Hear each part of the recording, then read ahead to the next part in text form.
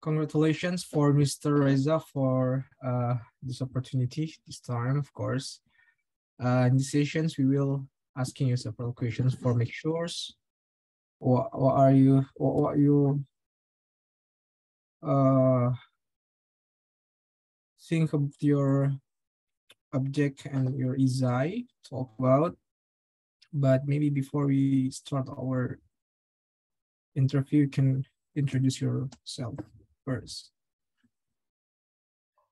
Okay, thank you, Mr. Hikam. My name is Reza Darmawan. I am I'm an civil servant from Ministry of Finance. Sorry, I can In this, hear.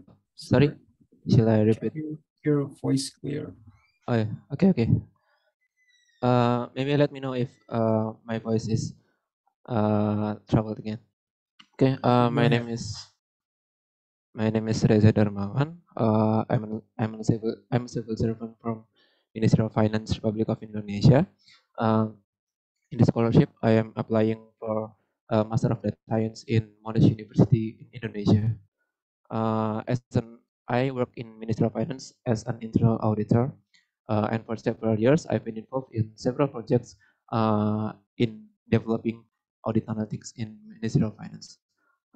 Thank you. Okay, thank you. In this part, we have 3 interviewers. There's Mr. Muhammad Firdaus and there's Mr. Ahmad. So which one, Mr. Ahmad or Mr. Firdaus? Want to ask first? Okay. Ini saya panggilnya apa nih, Mas? Enaknya, Mas Reza, Pak Reza, atau gimana? Reza aja, baik. Oke, Reza. Ya. Baik. Reza, saya ada beberapa pertanyaan mungkin di aspek psikologi yang ingin saya tanyakan. Di sini saudara menuliskan kelemahan saudara itu perfeksionis. Kemudian saudara juga mengatakan bahwa saudara tidak bisa mengerjakan beberapa hal dalam waktu yang bersamaan atau multitasking. Pertanyaan saya, apakah itu merupakan kelemahan, Reza? Ya, baik, terima kasih, Mbak Ikam. Kalau menurut saya merasa bahwa sifat perfeksionis itu kadang menjadi kelemahan ketika saya dihadapkan pada pekerjaan dan saya harus saya punya keinginan untuk menyelesaikan itu secara sempurna, dan justru saya terlalu fokus terlalu fokus pada hal detail di tas saya tersebut, sehingga pada akhirnya saya menyelesaikan pekerjaan itu lebih lama gitu. Kalau saya bisa handle sifat perfeksionis saya, mungkin saya bisa menyelesaikan pekerjaan tersebut secara lebih cepat seperti itu. Dan kemudian untuk yang kedua terkait multitasking, memang kebetulan karena mungkin load kerja di tempat kerja saya memang mengharuskan beberapa kali saya menghadapi beberapa task sekaligus yang mengharuskan saya multitasking. Nah itu saya biasanya sih saya mengakalinya dengan memecah task itu menjadi bagian-bagian kecil yang bisa saya kerjakan secara bersamaan, bergantian antar task karena sudah saya pecah task tersebut. Seperti itu, Pak Ikam. Baik. Karena di sini tulisannya hanya kalau ini kan tulisannya kelemahan kekurangan yang dimiliki gitu. Di sini hanya satu kata perfeksionis. Berarti lawan dari kelemahan ini kan kelebihan. Tidak perfeksionis itu berarti kelebihan begitu Pak Reza, atau gimana? Ya, betul Pak. Kalau menurut saya pribadi sih lawan dari perfeksionis ya. Kalau seorang itu nggak perfeksionis, mungkin seorang itu harusnya lebih lebih fokus pada output gitu. Dalam arti fokus pada penyelesaian tugasnya terlebih dahulu dan kemudian menyempurnakan bagian-bagiannya itu sambil jalan gitu. Tidak fokus menyempurnakan bagian-bagian kecil dari pekerjaan yang bahkan nanti secara umum mungkin butuh waktu lebih lama dalam menyelesaikan pekerjaannya. Seperti itu. Oke, baik. Hmm, eh, Pak Reza, ada tidak kira-kira pengalaman yang menarik yang Pak Reza lalui dalam kehidupan Pak Reza itu? Kira-kira bisa nggak diceritakan, Pak? Oke, pengalaman yang menarik ya, Pak. Kalau buat saya pribadi sih yang mungkin baru-baru ini, jadi saya memberanikan diri buat apply sebagai pengajar di PK Instan, itu kayak corporate university di Kementerian Keuangan. Saya mencoba mengajar mata kuliah teknik audit perbankan komputer. Kenapa? Yang pertama karena saya ingin coba mengasah jam terbang saya soal berbicara di depan publik. Yang kedua juga saya punya apa namanya, punya keinginan pribadi gitu bahwa saya ingin jadi seorang profesional yang juga seorang pengajar, sehingga saya bisa mendekatkan dunia profesional itu dengan apa yang dipelajari oleh rekan-rekan mahasiswa di bangku kuliahnya gitu. Dan itu pengalaman yang cukup menarik karena di situ saya belajar bagaimana mendesain sebuah mendesain apa yang akan saya ajarkan di kelas, dan bagaimana mahasiswa saya itu bisa menjadi seorang pembelajar mandiri. Itu challenge yang menurut saya sangat menarik gitu. Jadi gimana caranya saya membuat materi kuliah itu menarik, dan teman-teman juga pada akhirnya karena tertarik dengan materi kuliahnya, mereka bisa menjadi seorang yang berinisiatif untuk belajar. Dan alhamdulillah sih, berdasarkan hasil evaluasi, mahasiswa saya cukup merasa puas dengan metode pengajaran saya, dan itu pengalaman yang cukup berharga dan menambah kepercayaan diri saya. Seperti itu, Pak Ika. Baik, Pak Reza juga ini kan saya lihat sebagai seorang auditor. Apa tidak ada pengalaman yang menarik, Pak, di auditor, Pak? Oke, terima kasih banyak, Pak Ikam. Kalau pengalaman yang menarik di auditor sih, ada satu proyek yang menurut saya cukup menarik. Kemarin ketika masa COVID-19, ketika pemerintah menerapkan program pemulihan COVID dan pemulihan ekonomi nasional, di situ saya terlibat di pengawasan atas bantuan iuran BPJS Kesehatan. Jadi pemerintah mensubsidi iuran yang dibayar oleh masyarakat, dan di situ pembayaran oleh Kementerian Keuangan ke BPJS harus dilakukan review untuk memastikan ketepatan sasarannya.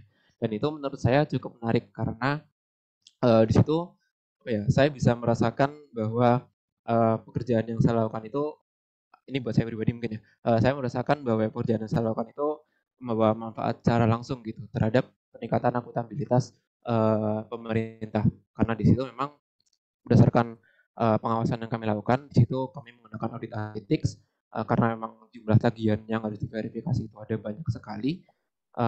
Ada banyak kompensasi atau keuangan negara yang bisa kami selamatkan, sekitar saya lupa berapa, 20 miliar mungkin nggak banyak, tapi saya merasa bahwa dengan Baik, Reza. membantu Baik, terima pemerintah. kasih. Ya, terima Eh, kasih, baik. Terima kasih penjelasannya. Pertanyaan saya selanjutnya adalah, kenapa di esai saudara, di pengalaman membanggakan ini, saudara lebih banyak menjelaskan tentang pengalaman yang membanggakan, tapi bukan di bidang auditor yang saudara geluti sekarang. Kenapa? Ada apa? Oke, kalau buat saya pribadi, apa ya? Apakah kurang membahagiakan menjadi seorang auditor gitu? Terima kasih, Pak. Jadi kenapa saya menulis pengalaman selain pengalaman saya menjadi auditor di situ, karena di situ saya mencoba hal baru gitu. Saya mencoba hal baru di luar lingkup pekerjaan saya sebagai auditor. Dan karena itu pekerjaan yang baru, itu pengalaman yang exciting, dan kebetulan juga feedbacknya positif. Jadi saya masukkan sebagai pengalaman yang membanggakan seperti itu. Eh, ini teman-teman yang lain suaranya apa cuma di saya aja yang agak kurang jelas ya? Oh, mohon maaf, kurang jelas ya, baik kami. Tes. Mohon maaf, suaranya tidak terdengar jelas. Oh gitu. Terdengar jelas, tapi kayak apa ya? Kayak kumur-kumur. Oh gitu. Jadi Baik, baik, baik. mungkin ke depan nantilah itu eval. Oke, Pak. Siap. Jadi saya yang pertama,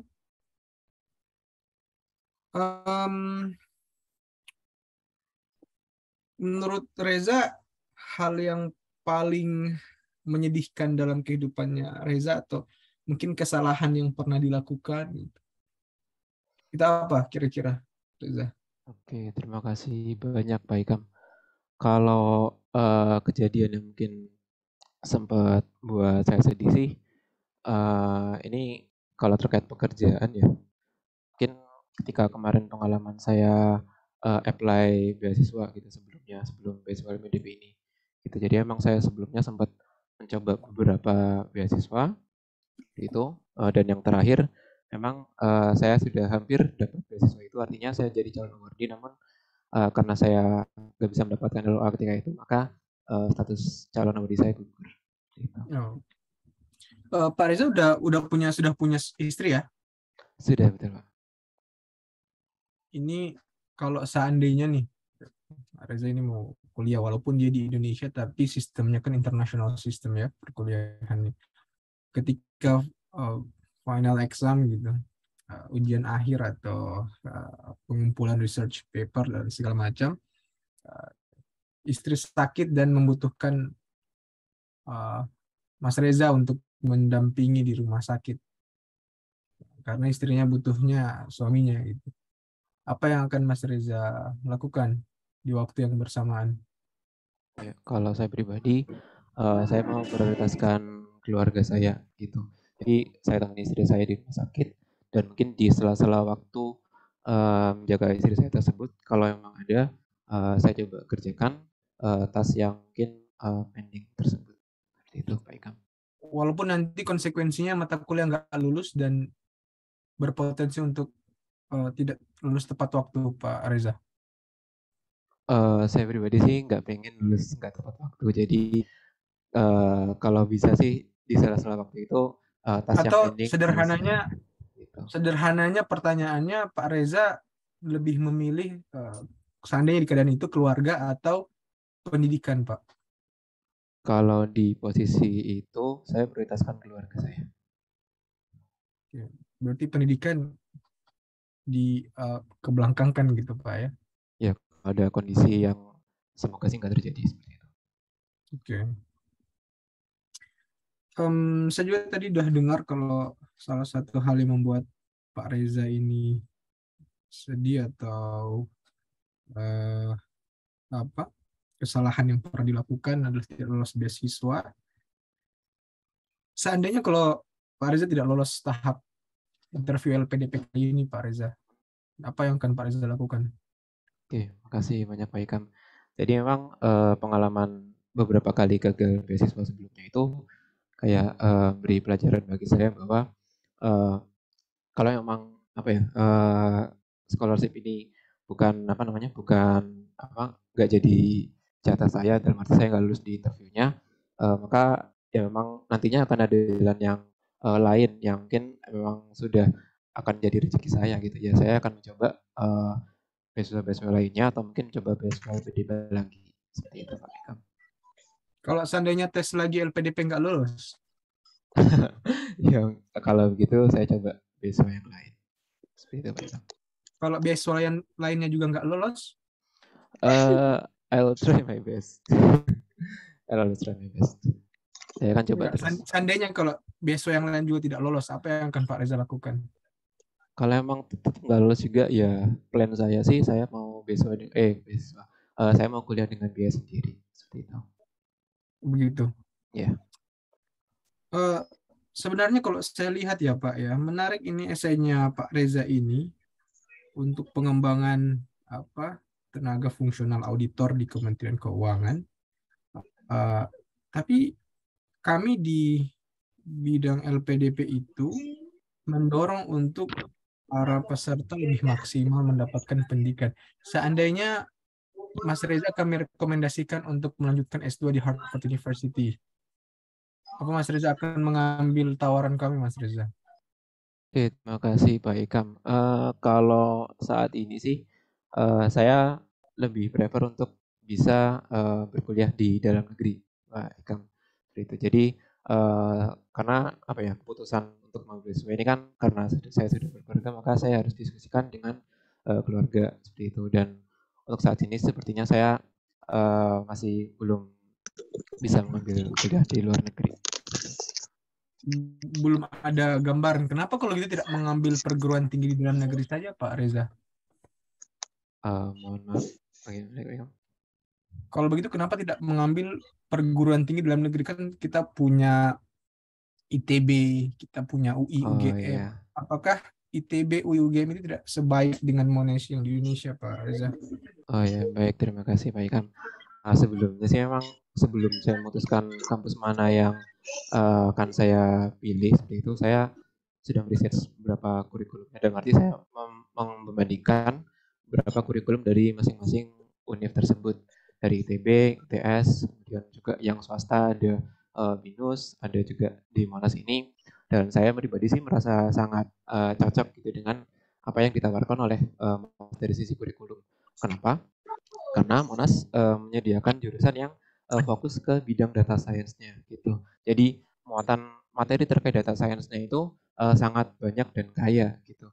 Kalau dibandingkan dengan apa namanya, jurusan di kampus lain yang kebanyakan sih saya lihat itu masih apa ya, masih menamakan jurusannya teknologi informasi, dan itu masih kurang Bagaimana cocok pada data science. bagaimana dengan kurikulum pembelajaran di MIT? Kalau sebenarnya sih saya belajar dari pengalaman mendaftar beasiswa saya sebelumnya, yang mana saya daftar ke kampus di Twente di Belanda. Nah itu karena saya kan lintas jurusan ya. Kemarin saya terkendala pada transkrip saya yang tidak memiliki background di bidang TI, Maaf, yaitu di ini yang bocor suaranya tolong di ini dulu. Host atau ini yang kebocoran suaranya tolong.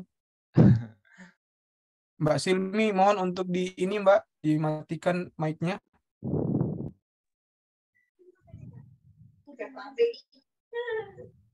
Tadi kan Host atau co-host tolong. Oh iya, oke. Oke. Saya izin lanjutkan Pak Ikam ya.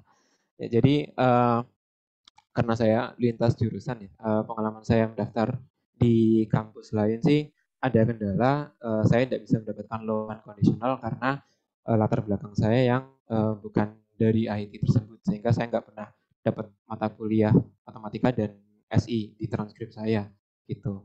Nah, Iya. kebetulan di Monash ini memang cukup inklusif karena di semester-semester awal di core studies-nya itu ada mata kuliah terkait matematika dan pengembangan sistem informasi gitu. Jadi menurut saya bisa Iya. di situ.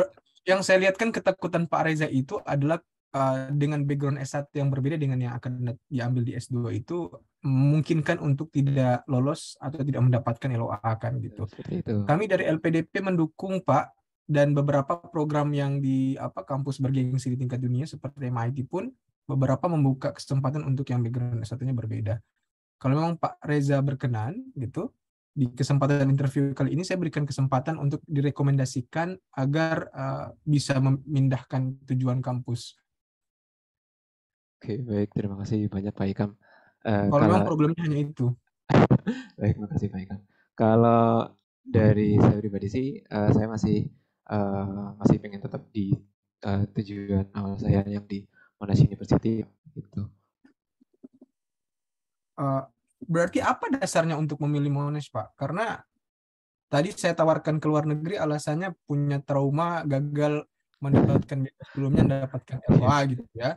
Saya sudah rekom gitu, kami rekom dan dukung untuk ke kampus yang lebih maju sekalian Pak daripada ke Monash yang di Indonesia kan gitu. Kurikulumnya saya lihat dan saya lihat rankingnya juga untuk data science masih MIT jauh di atas dibandingkan Monash Pak. Kalau memang mengejar kualitas gitu ya, dengan sumber tenaga pengajar, profesor dan research yang mumpuni, saya rasa sangat timpang kalau dibandingkan dengan Monash. Artian yang Bapak cari sebenarnya apa Pak di Monash Pak? Apa sudah punya supervisor Pak?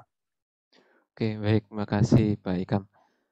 Kalau saya pribadi kan memang sudah ada LOE di Monash gitu ya. Kalau menahi apa namanya dari profil pengajarnya sendiri sih, yang saya lihat memang beberapa associate professornya itu ada yang banyak menerbitkan paper di bidang ekonomi gitu. Jadi eh, apa namanya mixture antara data science dan ekonomi gitu. Jadi sepertinya sih di Monash pun saya masih bisa apa namanya memenuhi tujuan studi saya, apa yang ingin saya teliti di sesuai rencana studi saya. Seperti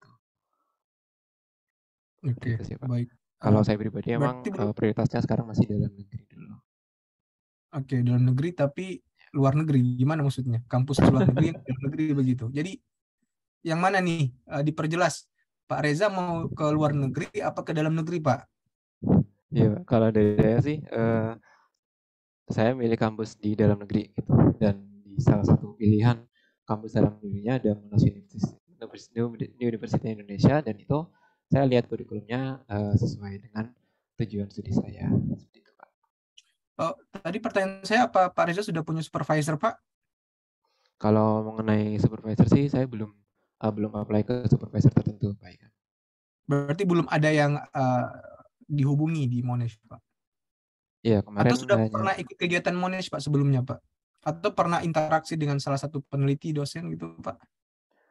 kalau itu belum pernah. Jadi kemarin hanya proses pendaftaran di kampus saja gitu untuk mendapatkan LOI-nya. Kalau untuk apa namanya korespondensi dengan pengajarnya saya belum pernah. Kalau tadi saya baca ini kayaknya Pak Reza mau ngambil beberapa mata kuliah seperti mata kuliah tentang mana tadi ya? Tiga mata kuliah ya saya lihat ya. Ada machine learning, kemudian ada analysis for semi-structured. Itu pengajar siapa ya Pak ya? Ya, baik Pak. Kemarin saya coba lihat di apa namanya di situsnya Monash University. Di bagian kurikulumnya memang di situ belum di-assign nama pengajar tertentu untuk mata kuliahnya, Pak. Seperti itu. Oh, jadi belum tahu untuk profesor base, home base-nya untuk mata kuliah ini siapa gitu, Iya, belum betul. tahu ya. Masih masih belum ada informasi terkait hal itu. Berarti hanya lihat kurikulumnya saja berarti Pak Reza Betul, ya, tidak betul melihat Pak. pengajarnya juga. Iya, Semua juga baru lihat begitu Pak, yang kurikulum. mata kuliah yang Bapak masukkan ke essay ini Pak. Iya, semuanya baru apa namanya mata kuliah yang ada di kurikulumnya saja. Atau riset Pak, riset yang berkaitan dengan ini, dengan mata kuliah Bapak yang Bapak tahu dari Monash ada Pak. Oh iya, betul Pak. Jadi memang seperti yang saya sebutkan tadi itu di Monash itu ada salah satu profesor yang memang saya lupa namanya, mohon maaf Pak. Di profil universitasnya terus saya lihat paper-paper beliau memang banyak di bidang social science gitu. Dia banyak menerbitkan paper di social science.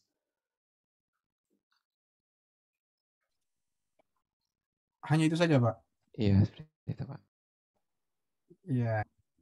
Apa karena kualitas kampus di negara kita tidak lebih baik Pak dibandingkan Monash ya Pak? Sebetulnya bukan karena itu sih alasannya, karena memang tadi jurusan yang spesifik ya hanya di Monash. Oh gitu. Jurusan yang spesifik terkait data science. Oh, baik. Untuk aspek psikologi saya rasa cukup. Ini dibagi-bagi, Mas siapa tadi? Maaf saya lupa. Atau bagaimana? Silahkan. Iya, Oh, siap Mas. Kalau ya boleh. soalnya saya sudah mau merempet ke bagian akademik tadi. Siap. Mengalir saja. Gimana? Maaf. Mengalir saja. Kenapa ada beberapa nanti Ini per bidang gimana ya? bidang, namun ketika kita mengalir ke arah bidang lain, Oke. mungkin boleh saja mungkin gitu ya. Berarti bisa masuk ke bidang lain juga. Iya, mungkin bisa. Kira-kira bagaimana Mas Ishak? Kalau misalnya fokus ke bidang, saya untuk bidang psikologi cukup. Kalau misalnya dibatasi per bidang. Karena juga lintas keilmuan ya, Mas Hikam.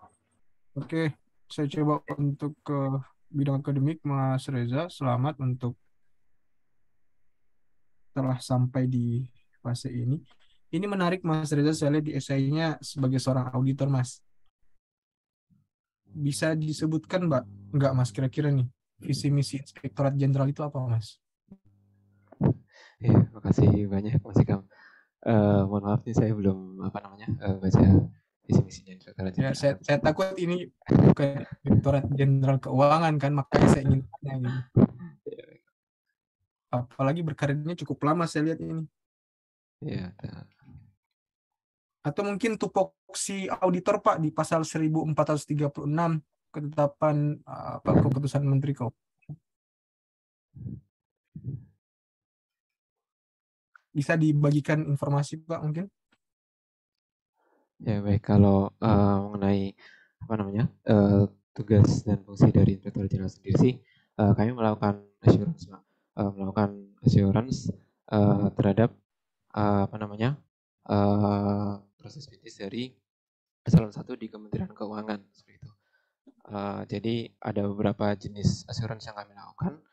Ada assurance yang sifatnya terbatas, itu karena kami audit internal, ada yang dalam bentuk audit, dan dalam bentuk review, dan dalam bentuk assurance lainnya seperti itu. Namun dengan adanya PMK 18 tahun 2002 yang terbaru ini, kami sekarang memperluas lingkup pengawasan kami menjadi area-area lain yang termasuk ke dalam bagian dari bendahara umum negara seperti penempatan dana di BUMN, penyertaan modal negara di BUMN, kemudian ada juga terkait belanja bantuan sosial yang ada di kementerian-kementerian lain seperti itu. Demikian Pak Eka. Iya nih Pak, saya menarik ini lihat background pendidikannya Pak Reza ini yang ini di 2016-2018 ini 2NS D3 ya? Betul Pak. Di STAN Pak. Oh, yang 2NS maksudnya Oh 2016-2018. iya. Itu D3 apa D4 atau gimana Pak itu? Ini cuma 3 tahun ini, 16, 17, 18. Oh iya Bahkan baik cuma Pak. 2 tahun ini. Ini selesai apa enggak Pak ini? Makasih ya Pak.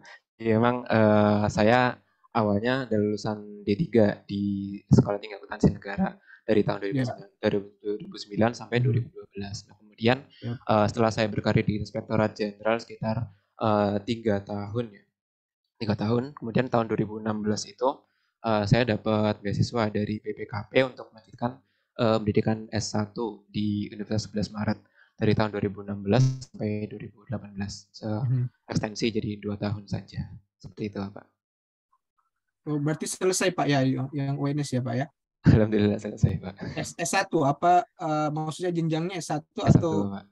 S1 ya? Iya. Oke. Kenapa Pak ngambil akuntansi lagi Pak? Ini kan udah 2 kali akuntansi Pak gitu. Ya memang karena kesempatan yang tersedia saat itu beasiswa di UNS hanya ada jurusan akuntansi saja. Gitu, Pak. Begitu. Iya. Skripsi terakhirnya Pak itu terkait apa Pak di S1 Pak?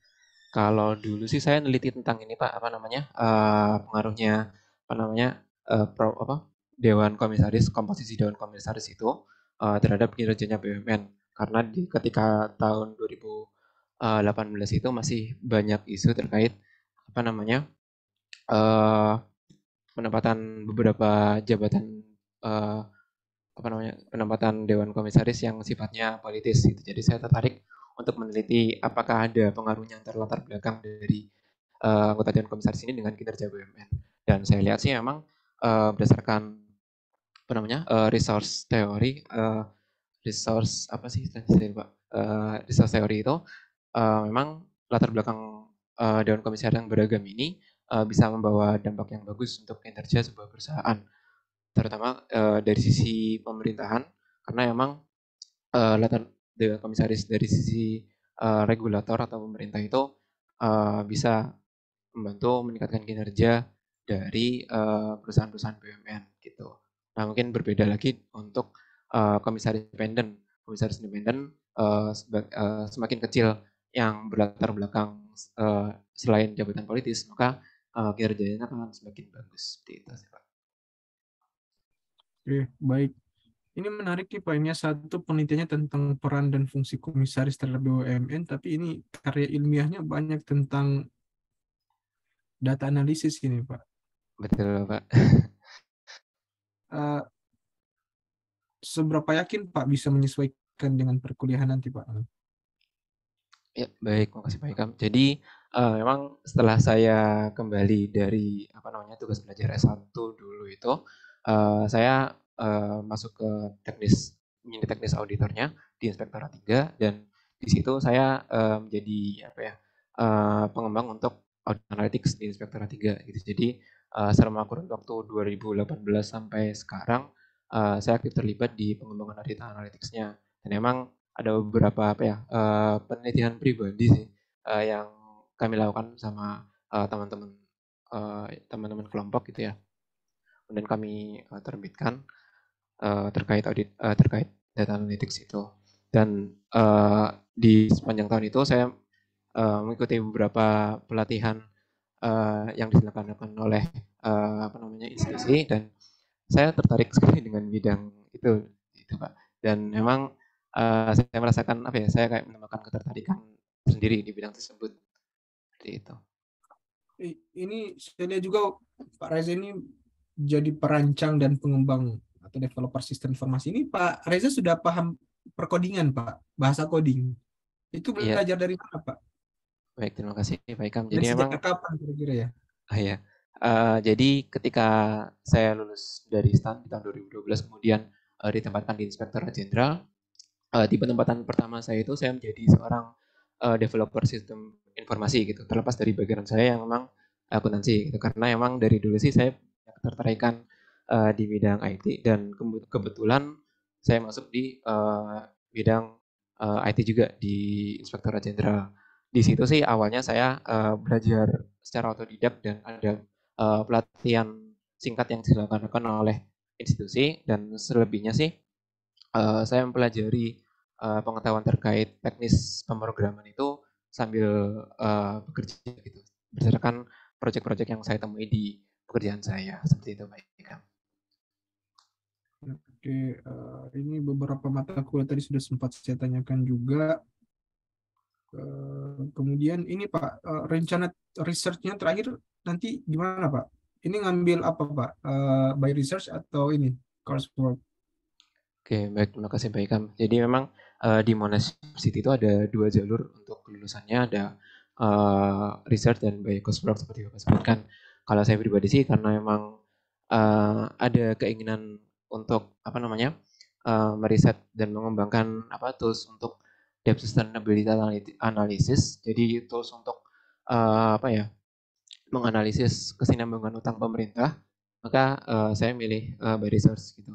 Di situ sih apa ya terkait dengan kesinambungan utang ini memang sempat menjadi perhatian dari Badan Pemeriksa Keuangan di tahun 2019 bahwa Kementerian Keuangan masih belum memiliki tools untuk melakukan analisis kesinambungan utang seperti itu dan di situ ada gap sehingga saya tertarik untuk mengembangkan tools itu. Sebenarnya ini sudah sempat saya kembangkan prototipe-nya di tahun 2021 namun masih banyak kekurangan. Saya ingin research lebih serius lagi terkait Ini itu. dampak risetnya Pak Reza ini ke auditorial apa Pak? Ke bidang audit atau di lebih khususnya kira-kira rakyat Indonesia ini merasakan dampak apa Pak atas penelitian akhir yang nanti Bapak akan lakukan ini?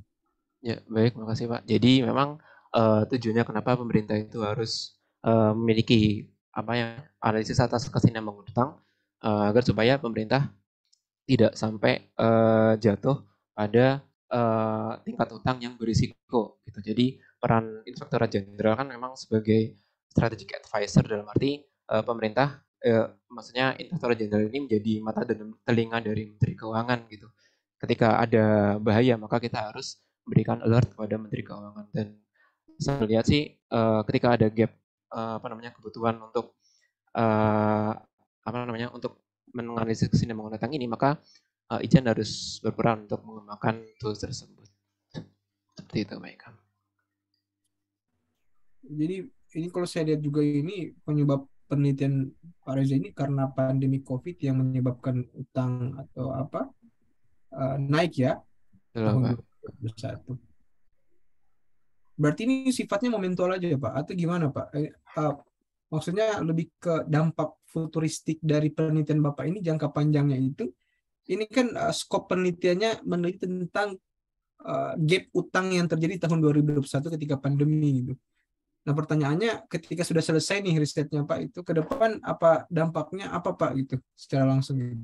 Ya, baik, terima kasih ya Pak. Jadi memang karena Dan pandemi ini kita, bagaimana caranya oh ya, dan siap Pak. bagaimana caranya kemudian ini penelitian Bapak ini bisa langsung diterima Pak? Oke, baik. Realistisnya gimana caranya menerapkan untuk menjadikan ini sebagai acuan apa nasihat atau rekomendasi ke pemerintah itu. Baik, terima kasih banyak Bapak. Jadi memang tools untuk menganalisis keseimbangan utang ini memang seharusnya dimiliki oleh setiap negara. Dalam arti setiap negara itu harus memiliki selalu harus apa namanya menganalisis bagaimana porsi utang yang dimilikinya saat itu sehingga eh, tingkat utangnya itu tidak berada dalam tahap yang membahayakan. Ada banyak aspek sebetulnya dari sisi profit investornya, dari sisi tingkat utangnya. Nah, sebenarnya ini dari apa namanya pemerintah sendiri itu memiliki asset liability management gitu. Jadi ada forum yang pemerintah itu membahas mengenai apakah akan menerbitkan utang seperti itu. Nah, tools debt sustainability analytics ini bisa digunakan untuk menjadi advice bagi pemerintah di forum itu, terutama advice yang dilakukan oleh Inspektorat Jenderal di forum itu untuk mengakses apakah dengan penambahan utang yang diputuskan oleh forum itu akan membahayakan posisi pemerintah, posisi ekonomi negara atau tidak, seperti itu. Oke, karena tadi saya baru buka WA, ternyata dibatasi. Saya langsung di bagian terakhir, bagian wawasan kebangsaan. Nanti silakan teman-teman interviewer yang lain untuk melanjutkan perdalam. Baik Pak Reza, kita masuk ke bidang wawasan kebangsaan, Pak. Siapa Pak? Pak Reza, menurut Pak Reza sepakat Pak perpindahan ibu kota negara Pak ini. Ini seru nih, publik perdebatan. Ya, Sebagai seorang PNS sepakat nggak Pak? betul, Pak. Atau Jadi seorang kalau akademisi sepakat nggak nanti? kalau saya pribadi sih sepakat Pak, karena memang dari sisi populasinya sendiri memang Jakarta Raya ini sudah apa ya tidak bisa lagi menampung semakin banyaknya orang. Penambahan orang ini kan salah satu kontributornya memang dari rekrutmen PNS di pemerintah di pusat pemerintahan gitu. Dan saya rasa sih dengan berpindahnya ibu kota negara yang artinya instansi pemerintah pusat berpindah ke tempat lain yang mungkin dirasa lebih strategis dan lebih cocok, maka itu akan berdampak cukup baik dari sisi lingkungan di Jakarta Raya ini. Seperti itu, Pak. Tapi banyak juga Pak penelitian yang menjelaskan bahwa perpindahan ibu kota negara ini tidak berdasarkan pada kajian akademik berbasis lingkungan Pak. Kemudian kajian-kajian lain yang kemudian berdampak pada kebudayaan dan apa lebih kepada keberlanjutan lingkungan di Kalimantan. Itu menurut Pak Reza bagaimana Pak? Karena ketika terjadi kepadatan penduduk di Jakarta, bukan berarti solusinya kan memindahkan ibu kota ya Pak ya. Artian kalau misalnya kukunya yang panjang, bukan berarti jarinya yang dipotong Pak ya. Atau gimana Pak Reza? Ya, baik, terima kasih ya, Pak. Emang kalau terkait dengan studi terkait lingkungan sih, saya jujur nggak berani jawab Pak, karena emang bukan di bidang saya gitu. Cuman memang kalau saya lihat secara pribadi sih, perpindahan ibu kota ini memang diperlukan gitu, dalam arti ya emang karena alasan yang tadi ya Pak, di Jakarta sudah terlalu penuh dan memang uh, memindahkan namanya sebagian besar populasinya ke tempat baru mungkin bisa mengurangi kepadatannya di sisi Jakarta ini. Seperti itu. Baik. Pak Reza, kira-kira negara kita ini amandemen undang-undangnya udah berapa kali Pak Reza ya? Kalau boleh saya tahu. Amandemen undang-undang dasarnya ya Pak? Iya. Aduh saya lupa, mohon maaf Pak, saya belum googling. Oke, terakhir pertanyaan dari saya Pak Reza. Coba menurut Pak Reza, ideologi negara kita apa Pak? Kalau ideologi negara kita sih dasar negaranya Pancasila Pak. Oke. Iya. Boleh sebutkan Pancasila Pak? Oke, Pancasila ada 5 sila. Yang pertama, ketuhanan yang Maha Esa. Kedua, kemanusiaan yang adil dan beradab. 3, persatuan Indonesia. 4, kerakyatan yang dipimpin oleh hikmat kebijaksanaan dalam permusyaratan perwakilan. Dan 5, keadilan sosial bagi seluruh rakyat Indonesia. Oke, terima kasih Pak Reza. Saya serahkan ke teman-teman interviewer yang lain.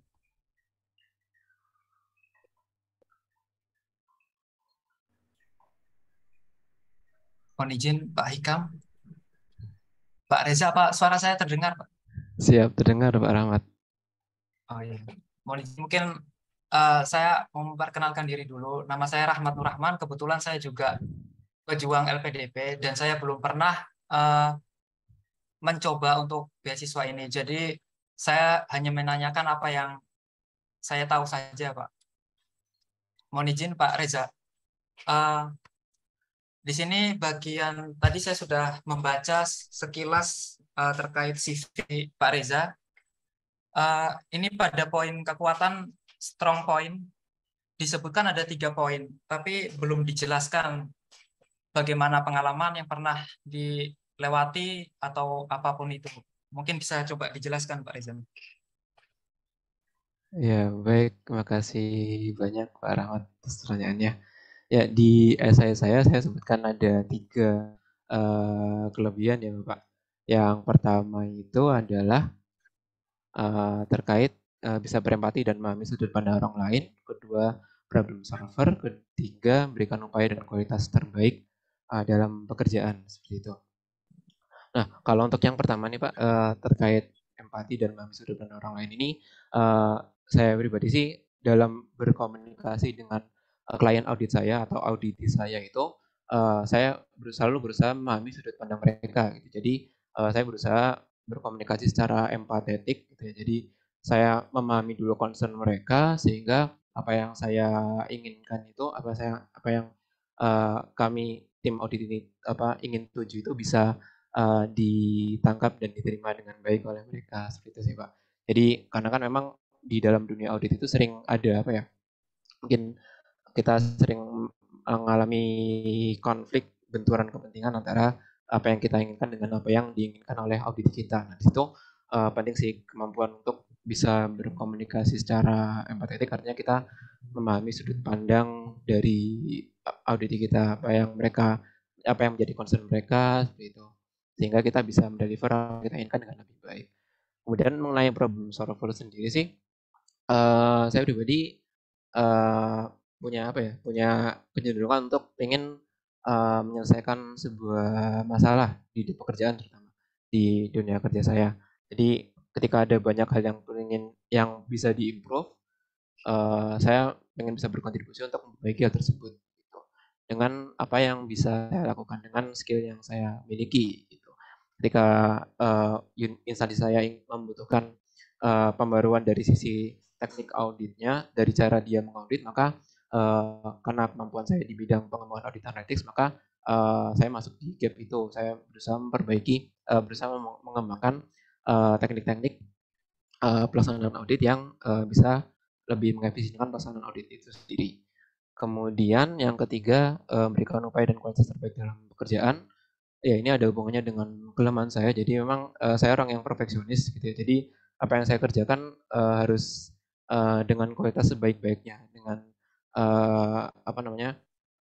kualitas yang sesempurna mungkin gitu sih. Jadi sebisa mungkin apa yang saya lakukan itu emang bermanfaat untuk stakeholder. Itu memenuhi apa yang sebenarnya dibutuhkan oleh stakeholder. Seperti itu, Pak. Apa tidak terjadi kontradiktif Mas antara strong point dan weak point? Kan memberikan kualitas terbaik, sedangkan dengan sifat perfeksionis ini apa tidak kontradiktif ya Mas? Iya, Antara baik, kelebihan dan kekurangan. baik, makasih banyak Pak Rahmat. Jadi memang keinginan saya untuk memberikan kualitas terbaik dari pekerjaan itu kadangkala memang berdampak pada delivery yang lebih lama waktunya, seperti itu. Dan itu karena didorong oleh sifat perfeksionis saya, seperti itu sih. Perfeksionisnya itu bisa ada kalanya menghambat proses delivery pekerjaannya, seperti itu. Kemudian ini saya juga melihat banyak sekali prestasi yang telah diraih, kemudian banyak sekali organisasi juga yang diikuti sejak SMA ya. Ini namun di sini kelemahannya tidak bisa mengerjakan beberapa hal dalam waktu yang bersamaan. Apa itu juga tidak kontradiktif dengan apa yang telah diraih gitu, Mas? Ya, baik Bapak, terima kasih. Jadi memang apa ya, ketika saya dihadapkan dengan beberapa tas yang sekaligus seperti itu, memang saya nggak bisa mengerjakan seluruhnya secara apa namanya, secara bersamaan gitu. Tapi saya harus apa namanya memecah pekerjaan-pekerjaan itu menjadi beberapa pekerjaan yang lebih kecil supaya saya tetap bisa mengerjakan keduanya secara bersamaan. Tapi kalau saya fokus di dua sekaligus saya nggak bisa seperti itu.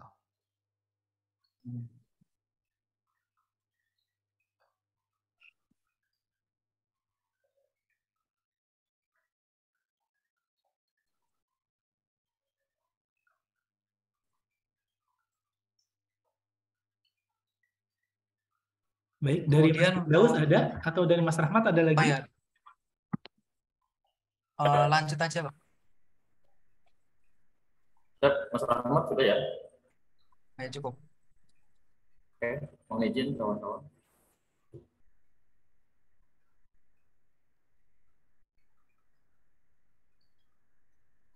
Baik, Mas Rahmat, Mas Reza dan teman-teman.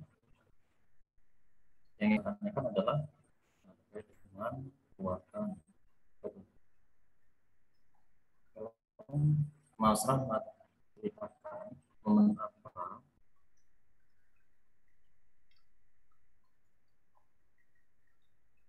Mas Firdaus saya nggak bisa dengar sama sekali.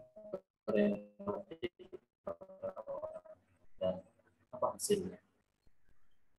Mohon izin Pak Kalau Mas Firdaus. Firdaus nggak clear sama sekali suaranya. Tadi agak putus Mas. Maaf. Clear ya? Tes. Halo, halo. Ya Mas, sudah jelas Pak Firdaus. Oke, terima kasih. Baik, Mas Reza yang ingin saya tanyakan adalah di sini Mas Reza menyebutkan isi pribadi dan memahami sudut pandang orang lain. Momen apa sehingga Mas Reza berempati kepada orang lain dan bagaimana respon orang tersebut?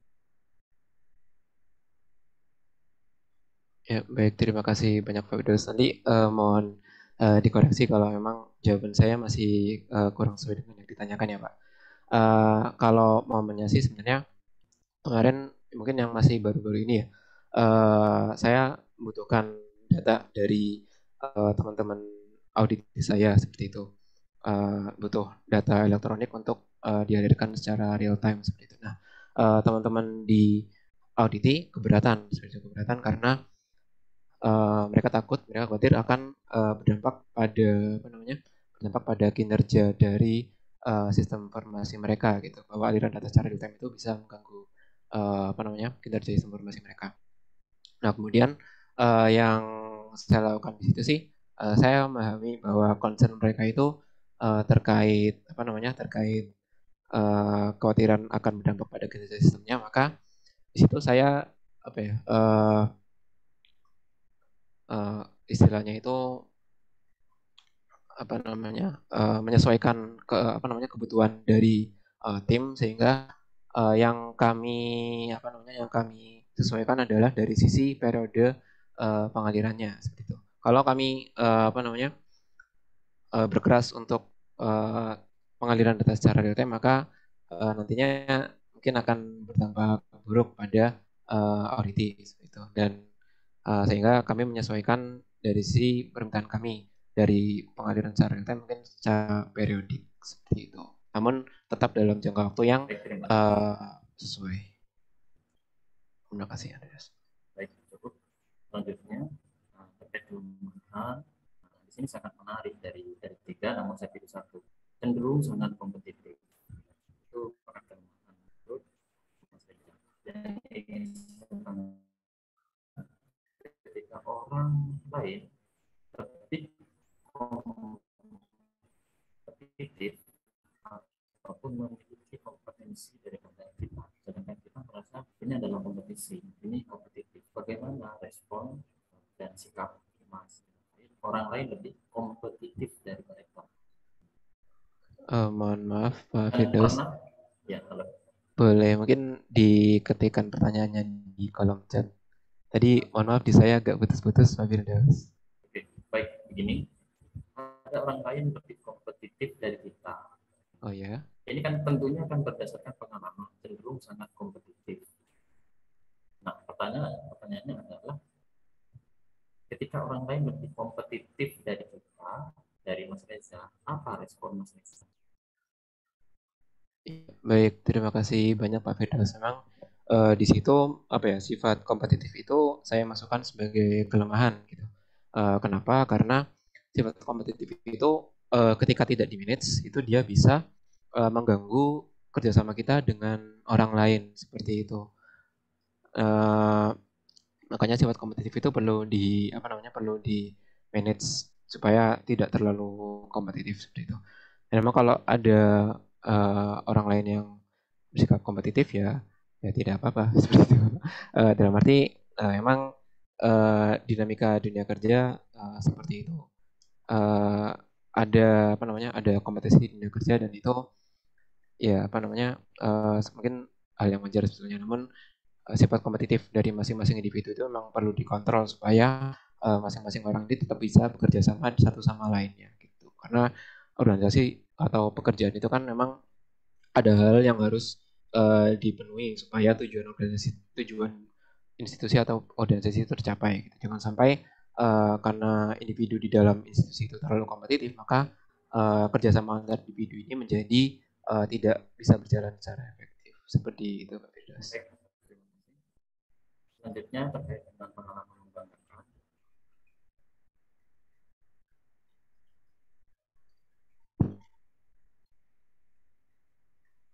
Siap. Oke, siap. Selanjutnya mungkin saya kembalikan kepada host karena akan diisi oleh isi evaluasi terkait apa yang sudah kita lakukan. Terima kasih. Ya, baik. Makasih kepada Mas Ika, Mas Firdaus, dan Mas Rahmat. Mas Reza, luar biasa ya sampai keringetan seperti itu. Sesi selanjutnya karena udah 19.50, di Mas Ikam juga udah hampir jam 11.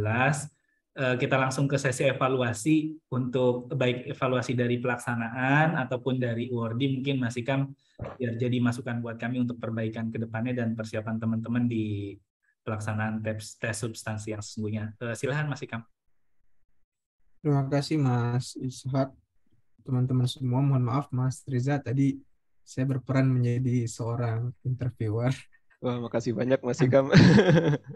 Makasih banget. Ya. Jadi kan kita nggak tahu interviewer kita ini siapa, orangnya ini bagus, enak, asik, atau misalnya strict, orangnya kaku. Kemungkinan terjelek kita bertemu dengan interviewer yang strict atau yang ya kayak tadi saya potong-potong itu ada. Jadi pas ngomong oke stop itu gitu aja, itu sebenarnya udah mental udah aduh kok gitu di stop, apa kurang enak. Itu saya coba praktikkan aja dan rasakan sensasinya dipotong itu. Tapi lagi-lagi kita nggak bisa jadi patokan gitu, apa yang saya lakukan tadi itu akan dapatkan nanti. Memang betul-betul sangat sangat variatif dan kita nggak bisa unpredictable lah, nggak bisa diprediksi itu. Yang paling bisa kita lakukan ya persiapan yang terbaik dan tetap belajar lah, tetap dipersiapkan. Mungkin kalau bisa share, ada beberapa saya perbaiki CV dan esainya, tapi mungkin saya kirim personal saja karena ada data-data penting di sini.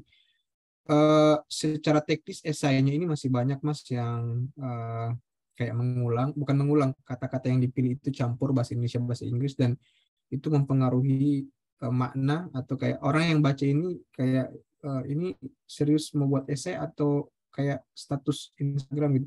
Jadi campur, dan bahkan ada yang masih typo. Ini saya lingkari, ada lumayan cukup banyak gitu.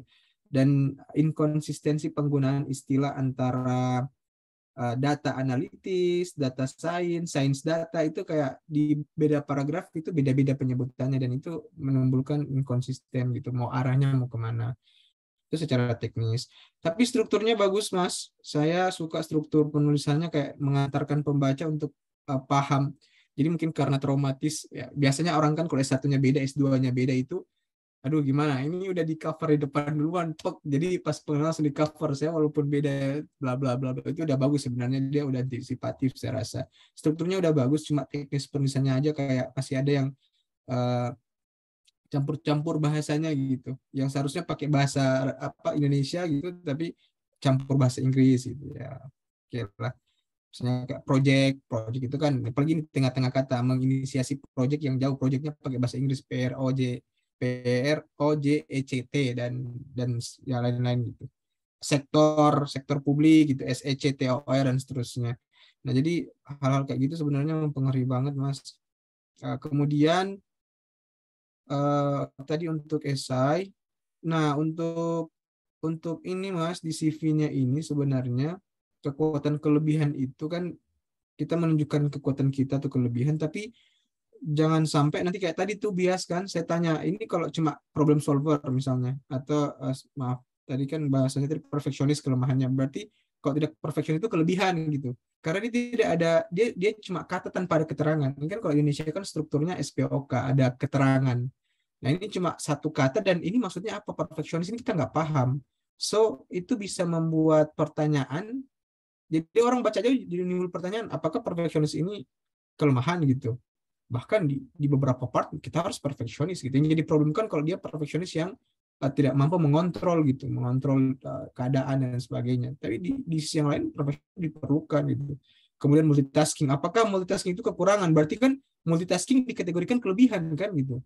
Padahal multitasking ini nggak selamanya kelebihan. Nah, karena tadi tidak ada keterangan. Dan itu bisa memicu kayak ini arahnya mau kemana kelemahan dan kelebihannya. Makanya tips dari orang-orang atau wardi yang dulu itu biasanya masukkan kekuatan, tapi jangan lupakan masukkan kelemahan, tapi jangan lupakan kalau misalnya kayak kita komitmen untuk memperbaiki. Saya perfeksionis yang buruk contoh, karena saya tidak mampu untuk mengontrol diri dan waktu. Tapi saya belajar terus. Jadi kayak kita menunjukkan kekurangan kita, tapi diberikan keterangan bahwa kita juga belajar untuk berubah dari kelemahan itu. Itu secara psikologis lebih dapat dibandingkan cuma perfeksionis, cenderung sangat kompetitif, kemudian tidak bisa multitasking gitu. Jadi oke, terus apa gitu. Jadi ya potensi-potensinya di situ. Kemudian tadi juga sempat saya tanya gitu, hal yang membahagiakan, membanggakan, kenapa nggak di auditor, padahal auditor saya baca ini sangat panjang nih gitu. Kenapa malah pengalaman yang membanggakan itu waktu mengajar gitu? Apakah bukan passionnya di mana sebenarnya kan gitu? Jadi pertanyaannya apakah jadi auditor nggak membahagiakan gitu? Nah kayak gitu itu sebenarnya tricky, pertanyaan yang sangat menjebak, tapi melihat konsistensi. Tadi sebenarnya Pak Reza udah konsisten tuh Pak, tapi pas saya goyah dikit agak mulai longgar-longgar gitu. Nah konsistensi itu penting, kayak ya saya ke Mones ya Mones gitu. Hanya tadi argumennya Pak Reza itu masih agak kurang karena tadi Pak Reza nggak pernah bangun kerjasama. Jadi kayak tiba-tiba kenapa pilih Mones cuma gara-gara lihat website terus milih Mones, itu kayak sesuatu yang nggak bisa untuk dipertanggungjawabkan gitu. Tapi kayak kalau misalnya saya pernah mengikuti seminar yang pengajarnya salah satunya dosen dari Mones, itu beda. Atau misalnya karena senior saya atau atasan saya dari Mones di jurusan yang sama, atau saya belajar dari pernah mengikuti seminar gitu yang salah satu pembicaranya dari dosen dia. Jadi kayak ada kayak hubungannya ada. Nggak moro-moro lihat website kurikulum langsung justifikasi, simpulkan sendiri, ini relate. Ini yang saya miliki gitu. Padahal tadi saya tanya, emang Bapak tahu dosennya siapa? Nggak tahu. Emang Bapak tahu penelitiannya yang terakhir apa? Nggak tahu. Nah kan kayak, oke, terus ngapain? Mau keluar atau mau ke dalam sih sebenarnya? Mau keluar, tapi kampusnya dalam. Nah, ini kan kayak triki-triki yang harus diselesaikan tuh. Kenapa nggak pilih kampus-kampus di dalam? Emang nggak berkualitas kampus di dalam? Kembali lagi kan tadi. Karena saya lihat kurikulumnya, sekarang kalau kita bicara kurikulum, mana bagus kurikulum Monash dengan MIT. Itu pun kayak, saya masih mempertimbangkan luar negeri, saya kejar tuh, kenapa nggak mau keluar negeri? Pengalaman waktu ke Belanda nggak dapat LOA unconditional, kalau gitu kami dukung untuk dapat LOA unconditional ke MIT atau Harvard gitu. Goyang tuh di situ. Karena tadi kenapa kita memilih Monash itu masih belum kuat gitu. masih belum terlalu kuat akarnya, dan itu kalau misalnya dapat penguji, sebenarnya penguji itu punya keterbatasan waktu, tapi mereka bisa memperpanjang Mas, untuk satu orang itu bisa setengah jam lebih bisa gitu. Jadi mereka bisa kejar itu. Ada yang oke, pertanyaan formal kemana mau tuju, kampusnya apa, kenapa, di situ selesai. Yang nggak enak itu kalau kayak gitu terus mereka langsung simpulkan, misalnya kayak tadi kan saya nggak perlu ngejar, oh ya udah nggak jelas, itu ada yang kayak gitu malah. Tapi ada yang dia kejar, ingin cari tahu gitu, dia ingin effort untuk memperdalam gitu, memperdalam apa yang Mas maksud, itu biasanya enak. Kita bisa punya kesempatan untuk menjelaskan. Kemudian tadi juga, nah ini saya sangat menganjurkan secara teknis juga untuk mungkin mikrofonnya diganti Mas, karena sangat mempengaruhi maksud. Jadi kayak ada suaranya tapi nggak jelas intonasi, nggak jelas artikulasinya, nggak jelas. Jadi itu teknis tapi akan mempengaruhi substansi yang akan Mas sampaikan nanti. Kemudian saya beberapa juga menanyakan pertanyaan-pertanyaan yang basic mendasar, kayak apa itu auditor, tugas, fungsi, atau visi dan misi. Mungkin saya nggak tahu ya, tapi saya nggak bisa jadi representasi LPDP, tapi pengalaman saya sampai awardee ikuti PK, saya PK terbaru 183 Mas. Jadi masih segar, PK-nya masih online, masih segar. Saya baru berangkat juga ke Australia, masih segar. Di PK itu persiapan keberangkatan, direktur LPDP dan beberapa petinggi LPDP itu selalu kayak emphasize, menegaskan bahwa LPDP nggak butuh orang pintar, tapi yang LPDP butuhkan itu orang yang berkarakter dan mau berkontribusi untuk bangsa. Jadi kalau misalnya kita, ini untuk semua juga, kalau kita mendapatkan pertanyaan yang kita nggak bisa jawab, nggak apa-apa, terus terang aja, mohon maaf saya belum tahu, karena belum saya persiapkan, saya berjanji untuk akan mempelajari selanjutnya, no problem. Jadi bukan berarti ketika kadang kan orang, saya nggak bisa jawab gitu, udah down duluan, no problem. Jadi kayak pertanyaan-pertanyaan kayak gitu itu tergantung tadi bagaimana sikap karakter kita. Ada kan, maaf saya tidak tahu, atau maaf saya, itu mempengaruhi sebenarnya mereka itu respon kita gitu, respon kita, karakter kita seperti apa. Kalau tahu ya nggak apa-apa, kalau misalnya tahu juga ya jelaskan aja gitu. Kalau tidak tahu, intinya sampaikan aja nggak tahu dan minta maaf, janji untuk pelajari. Tupoksi tadi, kemudian kebangsaan tadi juga. Overall tadi sih Mas, yang saya lihat tadi, saya agak kurang memperdalam pertanyaan karena saya tak kaget tadi pas udah setengah jam saya baca chat dibatasi waktu, jadi saya langsung pindah, jangan sampai interview yang lain nggak dapat juga. Itu sih Mas kalau mungkin pokok-pokok dari saya. Karena saya juga merupakan co-founder salah satu komunitas yang memfasilitasi para awardee dan para calon awardee untuk dapat dibantu, namanya Tanya Awardee itu. Jadi tahun kemarin saya mock test itu sekitar ada 100-an orang ada saya mock test. Dan CV-nya saya baca semua itu, 100-an orang itu dalam waktu 2 minggu. Memang kurang kerjaan sih saya, ya persiapan keberangkatan juga, tapi ya hitung-hitung sambil berkontribusi juga kan, bisa bantu-bantu teman yang lain. Rata-rata teman-teman itu yang saya dapat, yang saya berikan tips ke mereka itu adalah konsistensi yang paling penting itu diukur dari past, present, sama future. Pasnya Mas itu kemarin kayak gimana? Memang makanya tadi Mas sudah melihat kalau ada permasalahan kesenjangan di S1 dan S2. Itu Mas sudah mampu melihat kekurangannya di situ.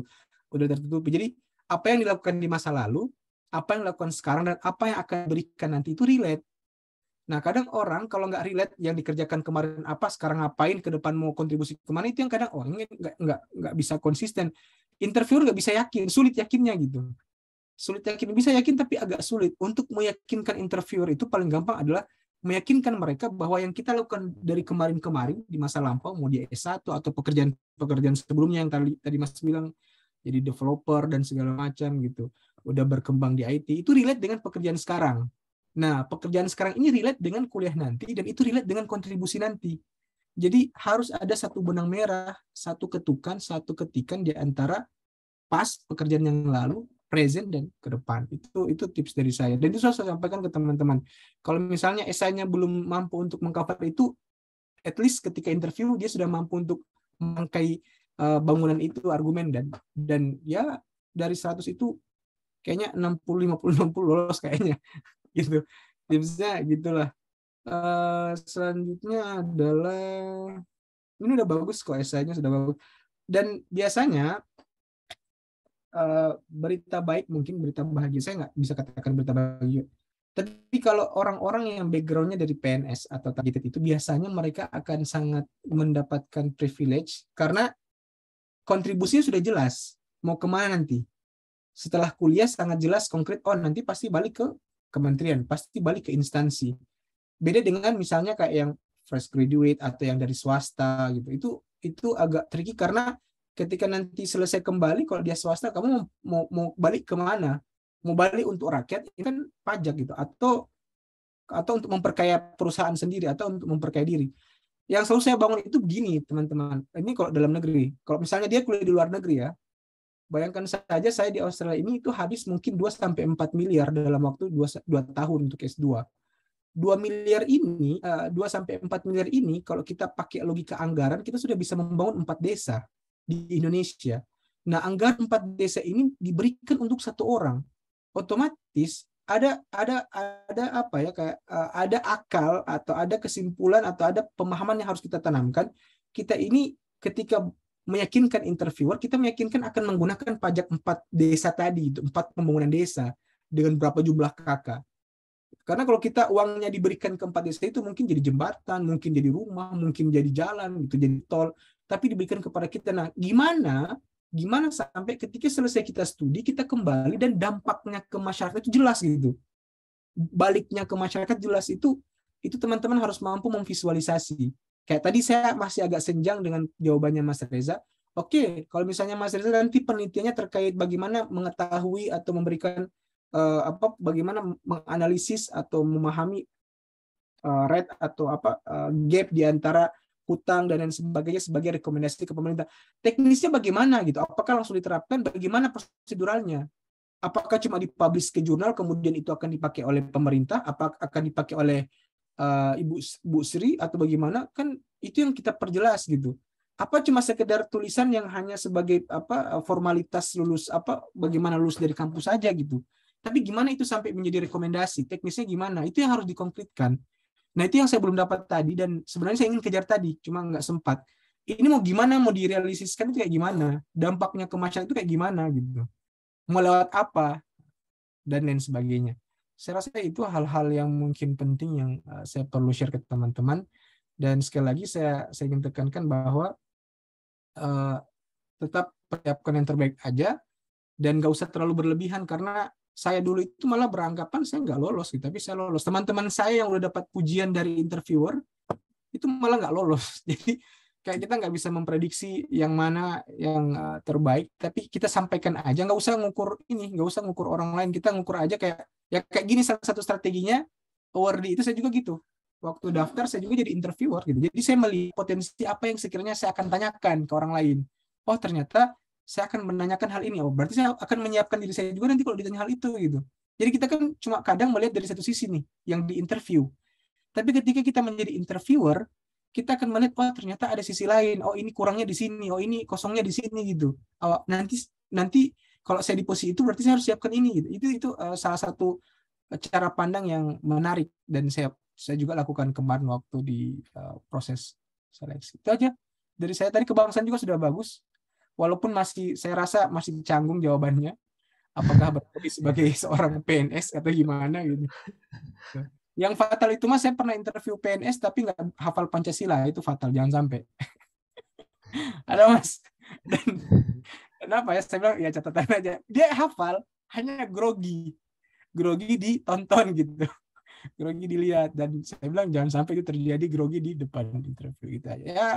Overall itu terima kasih Mas Reza, maaf Mas Ishak, teman-teman yang lain kalau ini bukan maksud menggurui, hanya berbagi saja. Saya bukan berarti yang lebih paham, tidak, hanya pengalaman yang saya dapatkan dan pengalaman teman saya yang dapatkan juga saya coba untuk ringkaskan dan saya sampaikan ke teman-teman. Itu aja Mas Ishak. Terima kasih. Baik, makasih banyak Mas Ikam, sangat banyak masukan. Bahkan saya yang nggak diwawancara aja deg-degan gitu mas ketika apalagi pas ditanya visi misi Itjen apa, terus saya mikir visi misi tempat saya kerja apa ya. Iya apa ya gue. Overall banyak banget masukan Mas Ikam dari 1 jam sesi yang kita jalankan, baik untuk Mas Reza sendiri mungkin ya Mas Reza sampai tadi dikasih masukan terkait esainya, bagi aku sendiri yang nonton juga sangat bermanfaat. Semoga buat teman-teman yang lain juga bisa memberikan manfaat dan menambah persiapan dalam rangka persiapan tes substansi kita yang sebelumnya nanti.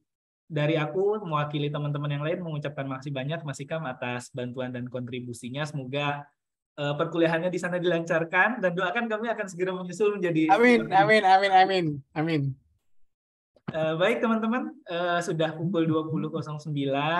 Makasih banyak buat atensi dan acara kita pada malam hari ini. Dari saya cukup sekian, saya akhiri mungkin Zoom-nya. Sekali lagi makasih banyak buat Mas Reza, Mas Firdaus, Mas Rahmat, dan terutama Mas Ikam.